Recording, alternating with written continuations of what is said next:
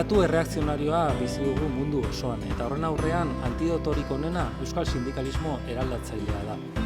Zentzu honetan, eredu sindikala berritzen jarraitzeko erabakiak hartu ditugu. Etxebizitzaren muan ere, borroka sindikala egitera goaz. Lehen plan antirrazista onartu dugu. Eta gaurko biltzar artekoan, sindikalismo ekosozialistan sakontzera goaz.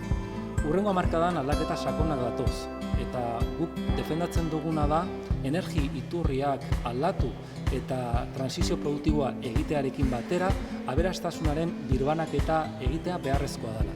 Alegia, bidezko transizio ekosoziala aldarrikatzen dugu eta horren alde borrokatzera goaz.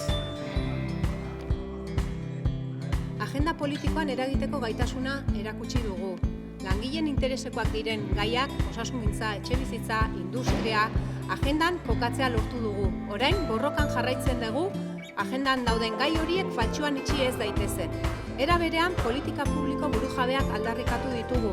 Herri honek burujabetza maila handiagoak behar dituela eta adierazpen politiko bat onartu dugu gaurko egunean.